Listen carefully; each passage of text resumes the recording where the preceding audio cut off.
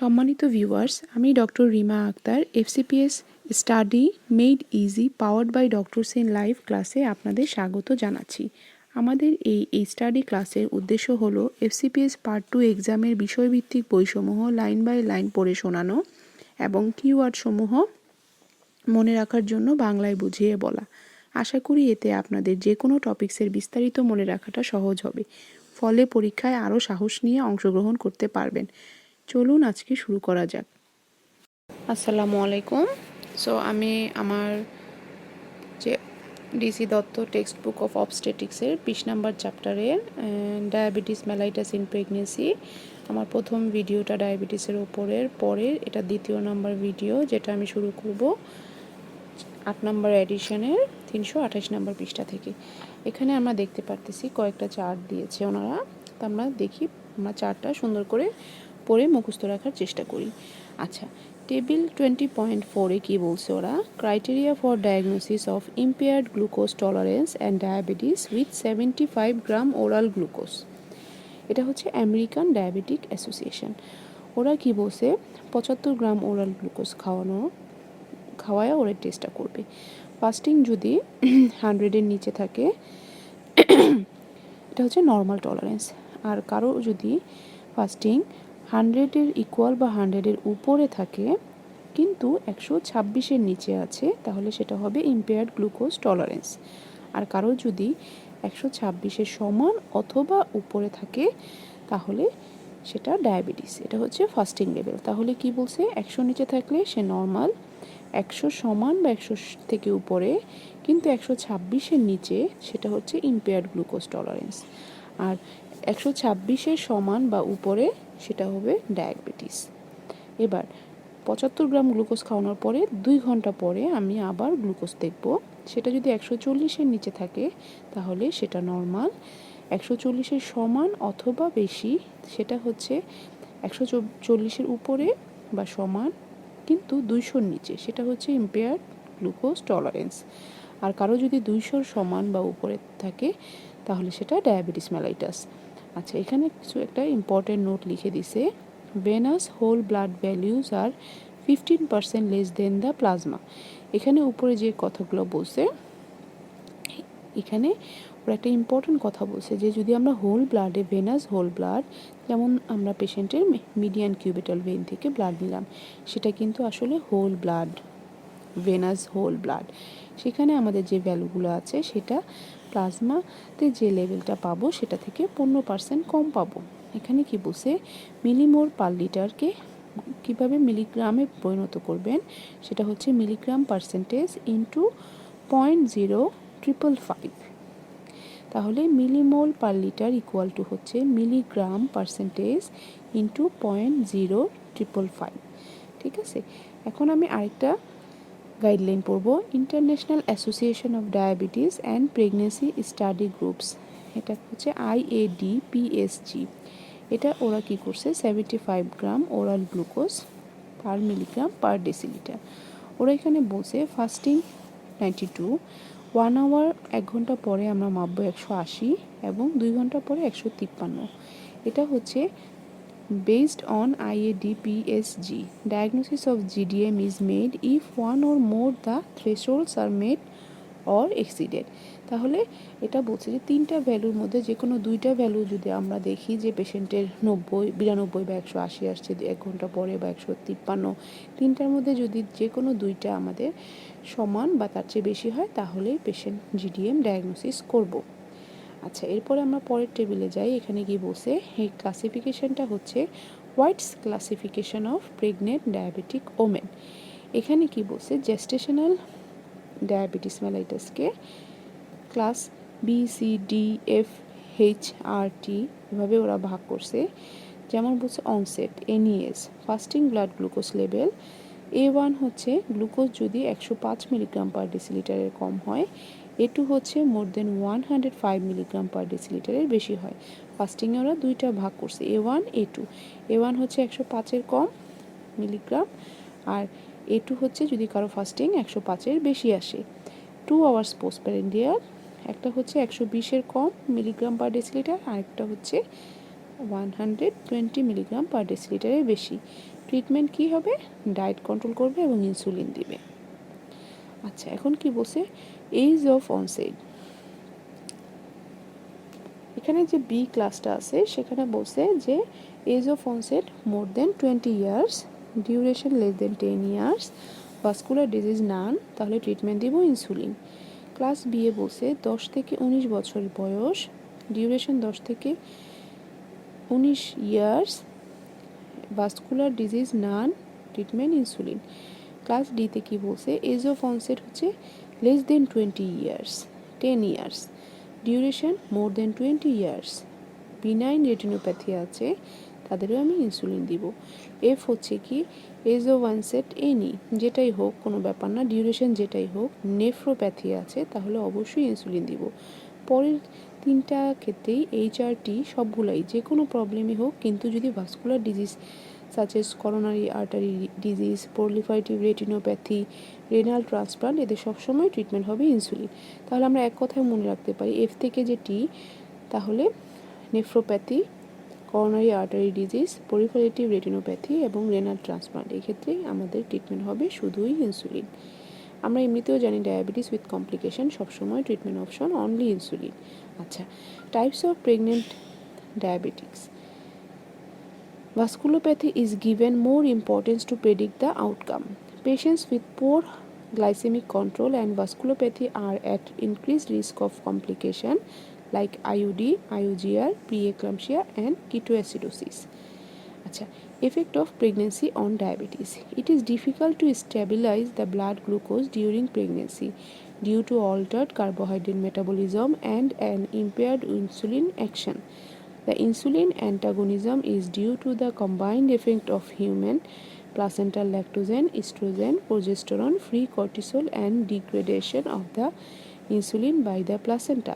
The insulin requirement during pregnancy increases as pregnancy advances, as more glucose leaks out in the urine due to the renal glycosuria. Control of insulin dose cannot be made by urine test, and repeated blood glucose estimation becomes mandatory. With the accelerated starvation concept, there is rapid activation of lipolysis with short period of fasting.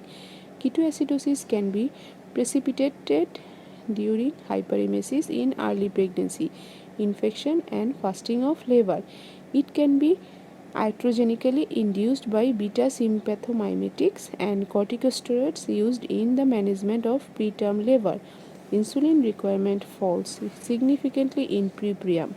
Vascular changes, especially retinopathy, nephropathy, coronary artery disease, and neuropathy, may be worsened during pregnancy. Effects of diabetes on pregnancy. এটা খুব important. Complication of diabetes, hyperglycaemia and adverse pregnancy outcome. এক number হচ্ছে maternal কি effect হবে, দুই number হচ্ছে fetal and neonatal কি effect হবে। Maternal complication, during pregnancy abortion হতে পারে। Recurrent spontaneous abortion may be associated with uncontrolled diabetes. দুই নাম্বার হচ্ছে প্রিটার্ম লেবার, সেটা 26% ক্ষেত্রে হতে পারে, may be due to infection or পলিহাইড্রামনিয়া।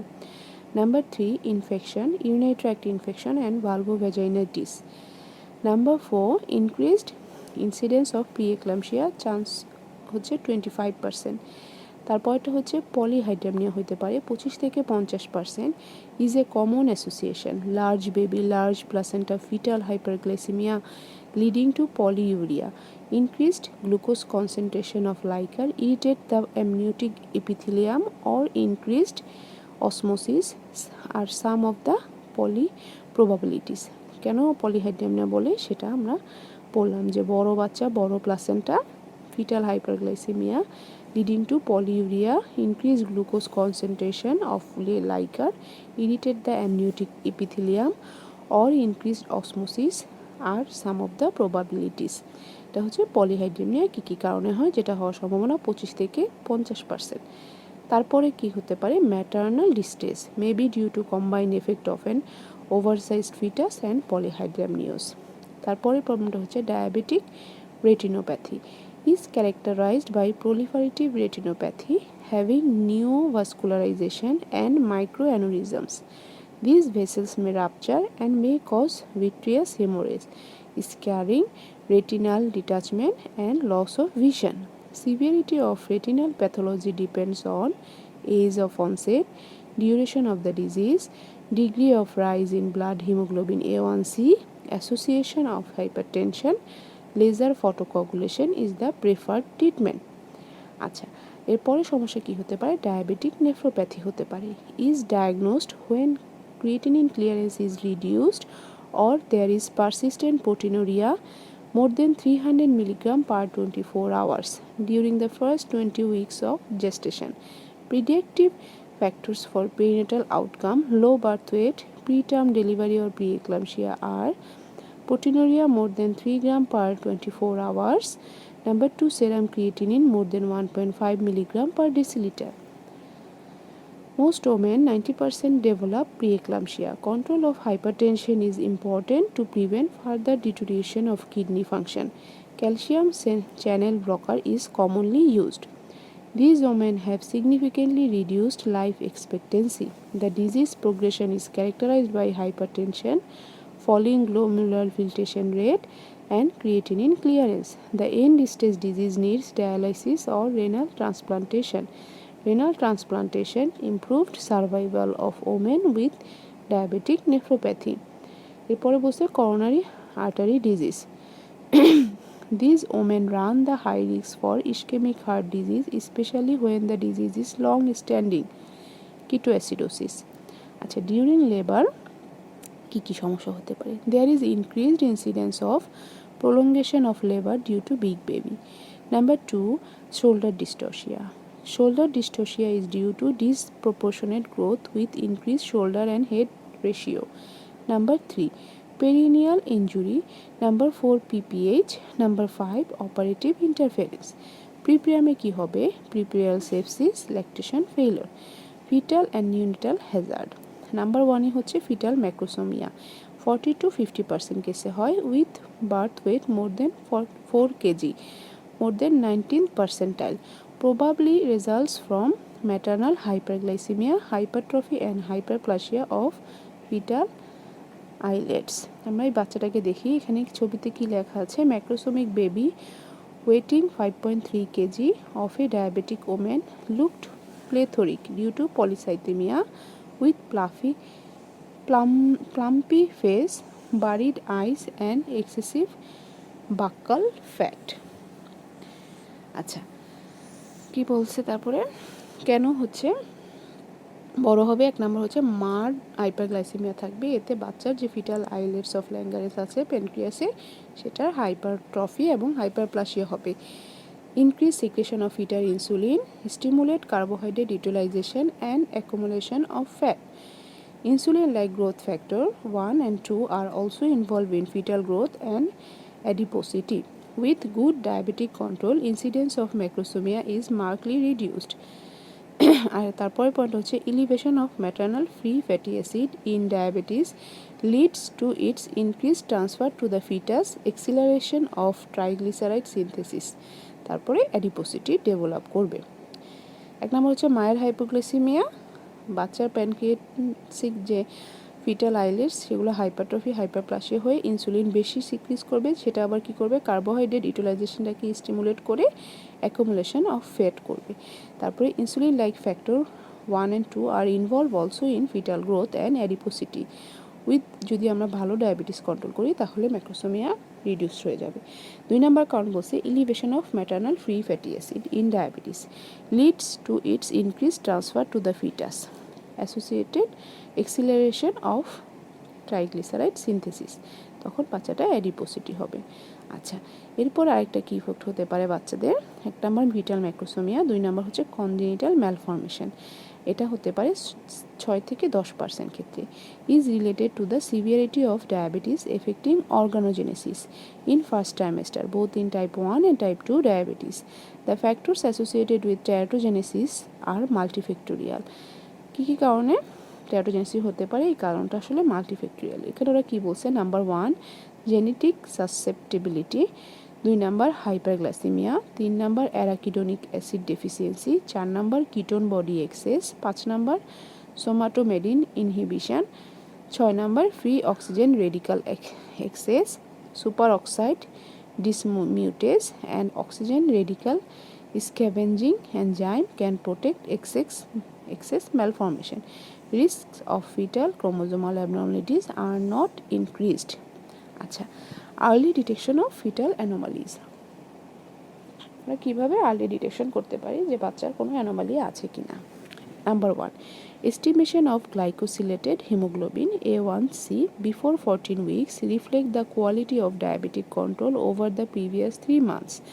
Overall risks of fetal malformation are increased when the level of hemoglobin A1C is high, normally less than 6% থাকে। Chance of major congenital malformation is about 8% and 23% when the values are 9.5 and 10 respectively. আচ্ছা, বলছে যদি আমরা haemoglobin A1C 6%-এর নিচে থাকে সেটা normal, কিন্তু এটা যদি আমরা পাই কি বলছে 9.5%, 9.5 যদি হয়ে যায় তাহলে ম্যালফরমেশন হওয়ার সম্ভাবনা 8%। আর যদি আমরা দেখি হিমোগ্লোবিন A1C 10 তাহলে ম্যালফরমেশন হওয়ার সম্ভাবনা 23%। এটা কিন্তু খুব ইম্পর্টেন্ট একটা ইনফরমেশন। আচ্ছা, এখন প্রথমে হিমোগ্লোবিন A1C দেখলাম, তারপরে ম্যাটার্নাল সেরাম আলফা ফিটোপ্রোটিন দেখব at 16 weeks and a detailed high resolution ultrasonography of fetus including fetal echocardiography at 20 to 20 weeks are advocated. আচ্ছা, 3 নাম্বার কি বলছে, a comprehensive ultrasound examination including fetal echocardiography is done at 20 to 22 weeks to detect any cardiac anomaly along with other structural malformation. আচ্ছা, ultrasonography করব যে আমরা 20 থেকে 22 সপ্তাহে, তখন আমরা কি দেখব, birth injury, brachial plexus are associated with prolonged labor and shoulder dystocia due to macrosomic baby. Growth restriction is less commonly observed as is associated with maternal vasculopathy. Placental amino acid transporters are involved in fetal macrosomia or IUGR in women with diabetes. Fetal death has no got multifactorial pathologies, but the final event being hypoxia and lactic acidemia. It is observed more in patients with poor glycemic control, vasculopathy, preeclampsia, ketoacidosis, and fetal macrosomia. Fetal hyperglycemia and hyperinsulinemia increase fetal oxygen demand. Glycosylated hemoglobin carries less oxygen molecule. It binds oxygen more widely and releases oxygen less. Other factors involved are fetal polycythemia and hyperviscosity. আচ্ছা, neonatal complications include number 1, hypoglycemia less than 35 mg per deciliter is due to hyperinsulinemia. It is common in macrosomic infant. Number 2, respiratory distress syndrome is due to excess level of fetal insulin that blocks the action of cortisol. Cortisol activates type 2 pneumocytes for the synthesis of phospholipids, surfactant. Risk of RDS is reduced when diabetes is well controlled and delivery is done after 38 weeks of gestation. Number 3 ki hyperbilirubinemia is high 25 to 50% cases due to increased red cell production. Polycythaemia হবে এবং breakdown of RBC. আচ্ছা, তারপরের পয়েন্টটা হচ্ছে polycythaemia, তারপরে hypoglycaemia less than 6 milligram per decilitre, তারপরেটা হচ্ছে hypomagnesaemia less than 7 milligram per decilitre, তারপরে হচ্ছে cardiomyopathy is more common when diabetes is poorly control. Septal hypertrophy and cardiac hypertrophy are also observed. Long-term effect কি হবে, childhood obesity, neuropsychological effects and diabetes. আচ্ছা, তারপর একটা table দিয়েছে ওরা, সেখানে কি বলছে, major birth defect in ইনফেন্টস of diabetic mother 6 to 10%. কি কি ডিফেক্ট হতে পারে আমাদের, সিএনএস এবং skeletal, neural tube defects, anencephaly, microcephaly, caudal regression syndrome, sacral agenesis. Cardiovascular কি প্রবলেম হতে পারে, ASD, VSD, coarctation of aorta, transposition of great vessels, situs inversus, Fallot's tetralogy. রেনালে কি হতে পারে, renal agenesis, hydronephrosis, double ureter, polycystic kidneys. Gastrointestinal কি হতে পারে? Duodenal atresia, anorectal atresia, omphalocele, tracheo oesophageal fistula. Other কি হতে পারে? Single umbilical artery. Good glycaemic control with preconceptional counseling can reduce the incidence to 0.8 to 2%. আচ্ছা, perinatal mortality. The overall perinatal mortality is increased 2 to 3 times. The neonatal deaths are principally due to hypoglycemia, respiratory distress syndrome, polycythemia and jaundice. Management আমাদের খুব important. আচ্ছা, pre-conceptional counseling. Goal is to achieve tight control of diabetes before the onset of pregnancy. Ideally, a diabetic woman should be seen jointly by diabetologist, obstetrician and dietitian. Fetal congenital malformation are significantly low, 0.8 to 2% in women who receive preconceptional counseling.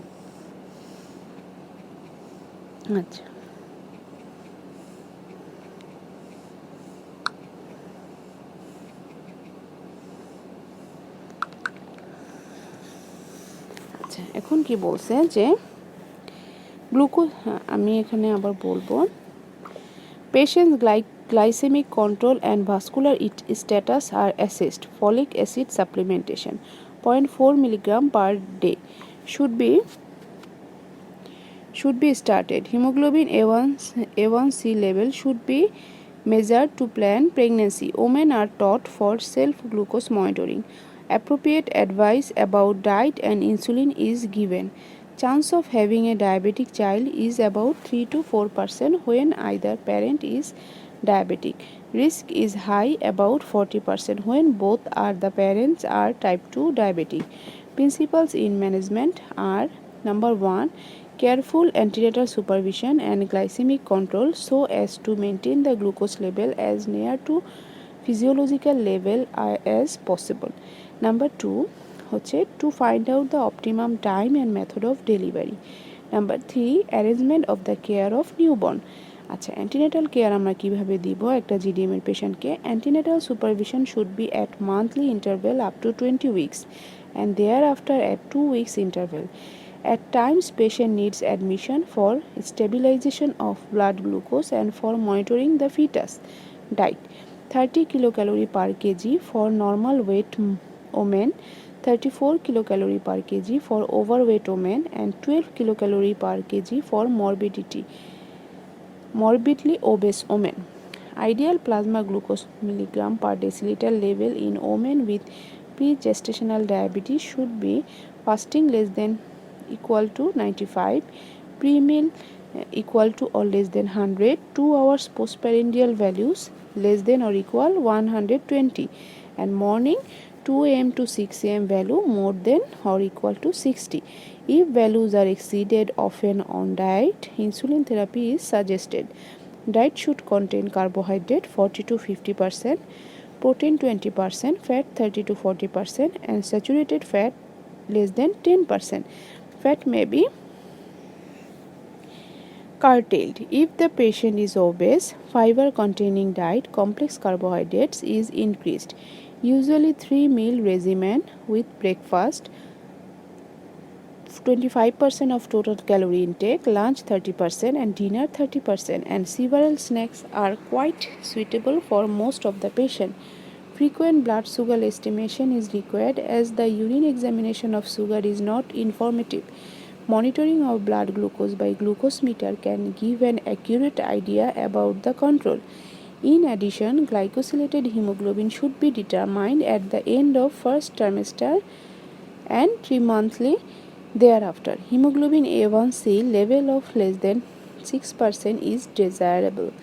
Sonographic evaluation in pregnancy at 3 to 4 weeks interval is extremely helpful, not only to diagnose the varieties of congenital malformation of fetus but also to detect fetal macrosomia or growth restriction. Assessment of fetal well-being is to be made from 28 weeks onward. Biophysical profile, that means BPP and NST, should be performed weekly. Doppler umbilical artery velocity is Useful in cases of with vasculopathy. Insulin therapy.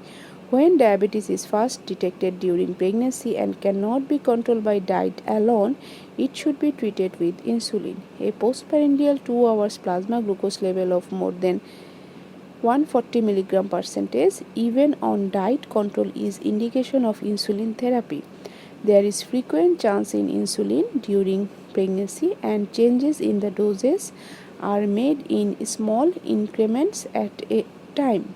Glycemic goals should be around 90 mg per deciliter before meals and not to exceed 120 mg per deciliter 2 hours after meals. During stabilization process of insulin dose, frequent blood sugar estimation, especially at night 2 am to 6 am, may be necessary using glucose meter. Capillary whole blood utilized for self-monitoring is equivalent to venous plasma. However, as pregnancy advances, a double mixed regime may be employed. The patient should receive 3 to 4 daily injection for a regular human ectopid and intermediate acting insulin isofen. The latter is to be given before dinner. The aim is to maintain the blood sugar level as near to normal as possible without causing troublesome hypoglycemia. Use of subcutaneous insulin infusion by insulin pump is preferred as it is more physiological. Women are instructed on diet composition, insulin dose, recognition and treatment of hypoglycemia, hyperglycemia and ketosis. Adjusting insulin dose in relation to exercise, food and sick days. Oral hypoglycemic days have been found to be effective and safe. Commonly used drugs are glibenclamide and metformin, biguanide. Both drugs crosses the placenta. However, no teratogenic effect has been observed as yet. Glibenclamide appears to be superior when compared to metformin. Admission. কখন admission করাবো? In uncomplicated cases, patient is admitted at 34 to 36 weeks. Early hospitalization facilities. Number 1 is stabilization of diabetes. Number 2 minimizes the incidence of preeclampsia, polyhydramnios and preterm labor to select out the appropriate time and method of delivery. Induction of labor. The indications are number 1 diabetic women controlled on insulin, GDM or class B diabetes are considered for induction of labor after 38 completed weeks. Number 2 women with vascular complications, preeclampsia, IUGR often require induction after 37 weeks. Method. Prior to the day of induction of labor, the usual bedtime dose of insulin is administered. No breakfast and no morning dose of insulin are given on the day of induction. Capillary blood glucose level is checked with a bedside glucose meter. Normal saline infusion is begun. Induction is done by low rupture of membrane. Simultaneous oxytocin drip is started if not contraindicated. An intravenous drip of 1 liter of 5% dextrose is set up with 10 units of soluble insulin. And infusion rate 100 to 125 ml per hour অথবা ব্র্যাকেটে আছে 1 থেকে 1.25 unit per আওয়ারে যাবে will maintain a good glucose control to approximately 100 mg per deciliter. Insulin may also be infused from a syringe pump 0.25 থেকে 2 units per hour. Blood glucose levels are estimated hourly with a glucose meter and the soluble insulin dose is adjusted accordingly. Epidural anesthesia is ideal for pain relief if the labor fails to start within 6 to 8 hours or if the labor progress unsatisfactory, cesarean section should be performed. আচ্ছা cesarean section কি কি indication আছে? Number 1 fetal macrosomia more than 4 kg. Number 2 diabetes with complication or difficult to control. Number 3 fetal compromise as observed in antepartum fetal monitoring. Number 4 elderly primigravida. Number 5 multigravida with a bad obstetric history. Number 6 obstetric complication like preeclampsia, polyhydramnios, malpresentation. As such, 50% of diabetes mothers are delivered by cesarean section. Procedure. Caesarean section is scheduled for early morning. On the day of operation, breakfast and insulin dose are omitted. Capillary blood glucose level is checked with a glucose meter. A normal saline infusion is started. The administration of dextrose drip and the insulin dose are to be maintained as mentioned in induction until the patient is able to take fluids by mouth. Continuous subcutaneous insulin infusion with insulin pump is preferred as it is more physiological. The insulin requirement suddenly falls following delivery and after the omission of the drip. Pre-pregnant dose of insulin is to be administered or adjusted from the blood glucose level. Epidural or spinal anesthesia is better than general anesthesia as oral feeding could be started soon following the operation. এরপরে কি বলছে to control blood glucose. Number 1. 1 liter of 5% dextrose drip is started with 10 units of soluble insulin. Number 2. A general guideline for insulin infusion rate is 1 unit per hour for blood glucose of 100 to 140 mg per deciliter, 2 units per hour for blood glucose of 141 to 180 mg per deciliter, and 3 units per hour for blood glucose of 181 to 22 mg per deciliter is followed. আচ্ছা এখানে কি বলছে যে 1 লিটারে 5% দিয়েতে আমরা 10 unit insulin দিব। 2 number কথা বলছে যে আমরা একটা general guideline for insulin infusion rate হচ্ছে 1 ইউনিট পার ঘন্টায় ফর ব্লাড গ্লুকোজ লেভেল। যদি কারো ব্লাড গ্লুকোজ লেভেল 100 থেকে 140 মিলিগ্রাম হয় তাহলে ঘন্টায় 1 ইউনিট করে সে ইনসুলিন পাবে, এবং কারো যদি 141 থেকে 140 মিলিগ্রাম পার ডেসিলিটার হয় তাহলে 2 ইউনিট করে পাবে, এবং কারো যদি 181 থেকে 220 milligram per decilitre blood glucose level হয় তাহলে তাকে ইনসুলিন 3 ইউনিট পার আওয়ার করে দিতে হবে। Use of motorised insulin syringe pump for insulin infusion is convenient. তারপরে 3 নম্বর পয়েন্ট কি বলছে, hourly estimation of blood glucose levels is done with glucose metre and the insulin dose is adjusted accordingly. The blood glucose level should be maintained between 80 to 100 mg per deciliter. এটা খুব important, আমাদের কতটুকু target থাকতে হবে 80 থেকে যাতে 100 milligram per decilitre থাকে। আচ্ছা, place of awaiting spontaneous onset of labor at term. The following are the condition where the pregnancy may be continued awaiting spontaneous onset of labor and vaginal delivery. Number 1. Young primigravida or multipara with good obstetric history. Number 2. Diabetes well controlled either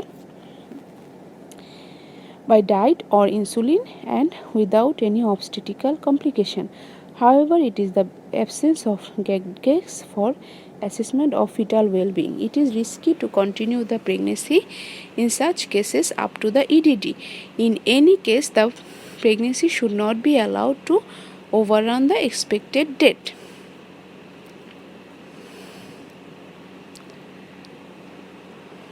আচ্ছা, fetal monitoring.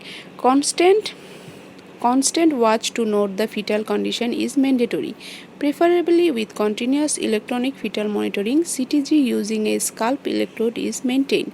Fetal scalp blood pH and sampling is done whenever indicated.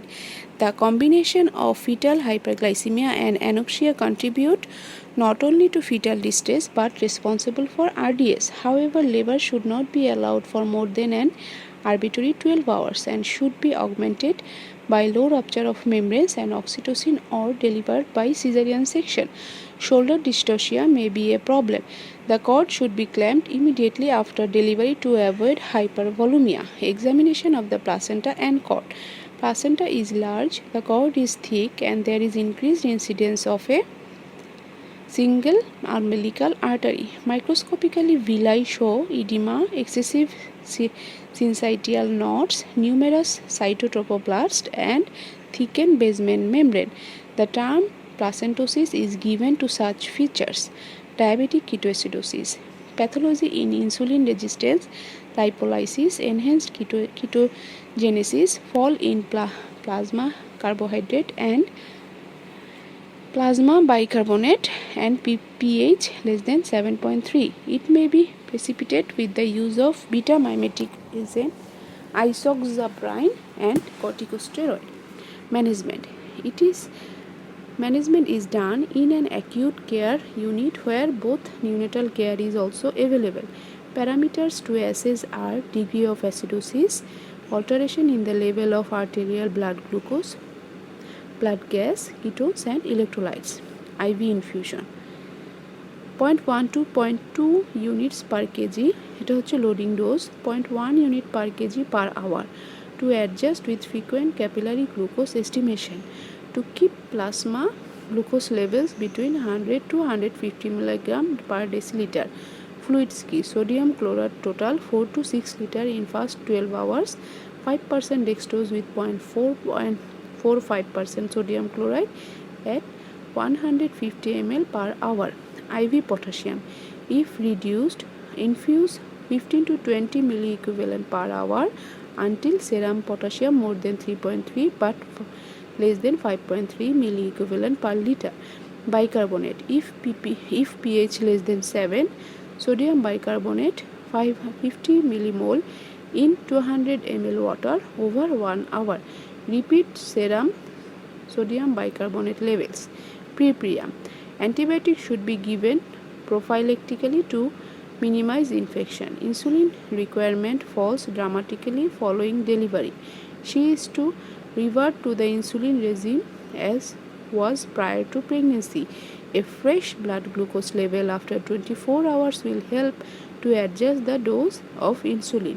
Breastfeeding is encouraged. Women who breastfeed should have additional 500 kilocalorie daily in diet. In lactating women, insulin dose is lower.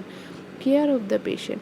A neonatologist should be present at the time of delivery. The baby should preferably be kept in an intensive neonatal care unit and to remain vigilant for at least 48 hours to detect and to treat effectively any complication likely to arise, such as asphyxia is anticipated and to be treated effectively. To look for any congenital malformation, all babies should have blood glucose to be checked within 2 hours of birth to avoid problems of hypoglycemia. Blood glucose যদি 35 milligram per deciliter কমে যায়, all babies should receive 1 milligram vitamin K IM. Early breastfeeding within half to 1 hour is advocated and to be repeated at 3 to 4 hourly intervals thereafter to minimize hypoglycemia and hyperbilirubinemia. Improvement in the care of diabetes in pregnancy has reduced perinatal mortality significantly, less than 5%. Contraception. Barrier method of contraceptives is ideal for spacing of birth. Low-dose combined oral pill containing third generation progestins are effective and have got minimal effect on carbohydrate metabolism. Main worry is their effect on vascular disease, thromboembolism and myocardial infarction. Progesterone only pill may be an alternative. Long-acting progestin are not used as first-line method. The IUCD may be used once diabetes is well controlled. Permanent sterilization is considered when family is completed. আচ্ছা, আমরা এই চ্যাপ্টারে কি point শিখলাম? GDM is defined as carbohydrate intolerance of variable severity with onset or first recognition during the present pregnancy. Number 2 হচ্ছে potential risk factors for GDM. Complication of GDM শিখলাম. Pregnancy is a diabetogenic state due to several contra-insulin factors causing decreased sensitivity of the peripheral tissue to insulin. Metabolic events for a woman with diabetes in pregnancy is maternal hyperglycemia, fetal pancreatic islet cells hyperplasia and hypertrophy, increased fetal insulin secretion, excessive fetal growth, fetal macrosomia, increased birth injury. Fetal congenital malformation are high in diabetic women. Pre-gestational diabetes, commonest in cardiovascular. Complication of the diabetes in pregnancy are increased both for the mother, fetus and the neonates. Screening of GDM is done between 24 to 28 weeks of pregnancy. Treatment of women with diabetes in pregnancy, dietary therapy. Insulin is given when glycemic control is not achieved with dietary therapy. Oral hypoglycemic agent, glibenclamide and metformin are also being used to maintain glycemic control. Close antenatal fetal assessment for women with both GDM and preconceptional diabetes is maintained. It depends on degree of glycemic control, presence of vascular disease. Self-monitoring of capillary blood glucose is encouraged for optimum glycemic control. The goals of capillary blood glucose level: fasting থাকতে হবে 95 milligram per ডেসিলিটারের কম, 2 hours পোস্টপ্যারেন্ডিয়াল থাকতে হবে 120 সমান বা তার চাইতে কম, 2 AM to 6 AM মানে সকাল 2টা থেকে রাত 2টা থেকে সকাল 6টার মধ্যে থাকতে হবে 60 সমান বা 60-র উপরে, মিন 100 অ্যান্ড হিমোগ্লোবিন A1C অবশ্যই লেস দেন বা ইকুয়াল টু 6 থাকতে হবে। Timing of delivery should be with fetal maturation provided diabetes is well controlled and fetal surveillance is normal. Mode of delivery কী হবে? Depends on the level of glycaemic control, fetal size, associated complication if any, pre-eclampsia and pelvic adequacy. As much 50% of diabetes mothers are delivered by cesarean section. However, selected women may be considered for induction of labor and or vaginal delivery. Pre-pregnancy counseling ideally be done for all such women for optimum glycemic control and pregnancy outcome. আচ্ছা, আমাদের তাহলে GDM 334 নম্বর পৃষ্ঠা পর্যন্ত আমার এখানে এই ভিডিওতে শেষ করলাম। আমার পরবর্তী ভিডিওটি হবে থাইরয়েড ডিসফাংশন এবং প্রেগনেন্সির ওপর।